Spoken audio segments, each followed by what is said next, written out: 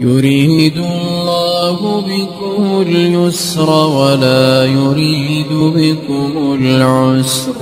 دوسری ہدایات شروع کریں گے کہ عطر لگانے کے آداب اور اس کی ہدایات کیا ہے اور اس میں ہونے والی کوتاہیاں کیا ہیں۔ چنانچہ سب سے پہلے نمبر پر ایک کوتاہی یہ عرض کرنی ہے کہ کسی مجمع میں مثلا مسجد میں یا جمعہ کے مجمع میں بعض لوگ کیا کرتے ہیں کہ وہ 1-2 روپے والا 5-10 روپے والا عطر سلمہ اس طرح کا عطر لاتے ہیں اور وہ پورے مجمع کو تقسیم کرتے ہیں، وہ سب کو لگاتے ہیں۔ اب ایک مسئلہ ادھر یہ آ جاتا ہے کہ عطر کا ہدیہ رد نہیں کرنا ہے، اس کو ریجیکٹ نہیں کرنا ہے۔ اب سب کی طبیعتیں ڈیفرنٹ ہوتی ہیں، سب کو سب عطر نہیں چلتا ہے۔ عطر کا بادشاہ عود مانا جاتا ہے جو انتہائی مہنگا اور قیمتی ہوتا ہے، بعض طبیعتوں کو عود بھی نہیں چلتا ہے۔ تو کیسے طے کیا جا سکتا ہے کہ ہم سب کو عطر لگائیں اور سب کو تقسیم کریں؟ اور یہ بھی بات یاد رکھنی چاہیے کہ بعض اکابر یہ فرماتے ہیں کہ عطر لگانا سنت ہے، ایذائے مسلم حرام ہے۔ بعض لوگوں کو عطر سے سر چڑھ جاتا ہے، ایسا ہم نے سستا اور سڑا ہوا عطر لگا دیا، بیکار سا عطر لگا دیا جس سے دوسروں کو تکلیف ہو رہی، تو سنت تو ادا ہو رہی ہے لیکن دوسرے کو تکلیف پہنچانے کا ہم ذریعہ بن رہے ہیں جو حرام ہے۔ تو اس کا خیال رکھنا چاہیے کہ اچھی خوشبو لگائیں۔ خوشبو لگانا سنت ہے، اس سنت پر عمل کرنا ہے، اپنے آپ کو سنت پر عمل کرنے کا بھی فائدہ اور اپنے کو بھی راحت پہنچانے کا فائدہ۔ تو اچھی خوشبو استعمال کریں، تھوڑی مہنگی خوشبو استعمال کریں۔ مولانا لوگ کو بھی عطر ہی ہدیے میں دیا جاتا ہے، وہی 2 روپے والا 10 روپے والا 50-100 روپے والا، جس سے جو ہے دوسروں کو تکلیف ہو جائے۔ تو عموماً ہدیوں میں بھی یہی تقسیم کیا جاتا ہے۔ بہرحال ہدیہ ہوتا ہے۔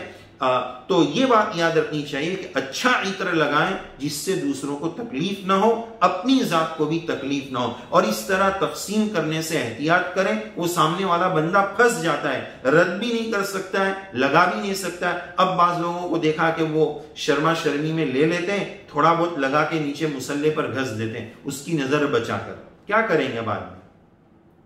اسی طرح ایک دوسری بات یہ عرض کرنی ہے کہ جب کسی کو عطر لگانے کے لیے دیا جاتا ہے تو عموماً یہ دیکھا جاتا ہے کہ وہ ایک دعا پڑھتے ہیں، اطیبک اللہ بطیب الجنہ، اطیبک اللہ بطیب الجنہ، یہ دعا پڑھی جاتی ہے۔ تو سوال یہ ہے کہ کیا عطر لگانے جس نے دیا ہے اس کو یہ دعا دینا سنت سے ثابت ہے؟ جواب اس کا یہ ہے کہ نہیں، یہ سنت سے ثابت نہیں ہے۔ اور اہم بات تو یہ ہے کہ عربی ترتیب کے اعتبار سے یہ سینٹنس اور یہ جملہ ہی غلط ہے، اطیبک اللہ آئے گا ہی نہیں۔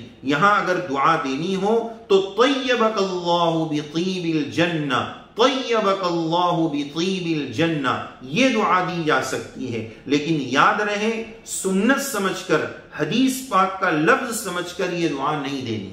طیبک اللہ بطیب الجنہ یہ دعا دے سکتے ہیں، اس خوشبو کے بدلے میں اللہ تعالیٰ آپ کو جنت کی خوشبو سے معطر کرے، یہ دعا دے سکتے ہیں۔ لیکن یہ طیبک اللہ حدیث میں یہ دعا ثابت نہیں ہے۔ ایسے موقع پر جو کامن دعا ہے جزاک اللہ خیرا، وہ دعا ہم دے سکتے ہیں۔ تو یہ اس کا ادب ہوا۔ اسی طرح ایک بات یہ بھی عرض کرنی ہے کہ جیسے کپڑے پر لگانا سنت ہے، سر اور داڑھی پر عطر لگانا یہ بھی سنت ہے۔ ایک ادب یہ ہے کہ عطر کو خوب رگڑ کر لگایا جائے تاکہ اس کے داغ وغیرہ جو ہے اس کا کلر بدن پر نہ آ جائے۔ اسی طرح ایک ادب یہ ہے کہ اچھی خوشبو لگائے۔ بہت زیادہ الکوہل کی ماترا عطر میں اگر خوشبو میں ہوتی ہے تو اس سے فائدے کے بجائے نقصان ہوتا ہے، دماغ اور سر چکرانے لگتا ہے۔ تو تھوڑا زیادہ خرچہ کر کے اچھی خوشبو، اچھا عطر استعمال کیا جائے تاکہ خود کو بھی راحت پہنچے اور دوسروں کو بھی راحت پہنچے۔ عطر کا سب سے بڑا فائدہ دل و دماغ معطر ہوتے ہیں، طبیعت فریش ہو جاتی ہے، مجلس زعفران زار ہو جاتی ہے، مجلس میں ایک وجد اور روح کی کیفیت پیدا ہو جاتی ہے، اور فرشتوں کو خوشبو پسند ہے، شیطان کو بدبو پسند ہے۔ فرشتے خوشبو سے نزدیک آتے ہیں اور شیطان خوشبو سے دور بھاگتا ہے۔ یہ خوشبو کے فوائد ہیں۔ تو یہ ہمارا دوسرا عنوان الحمدللہ مکمل ہوا۔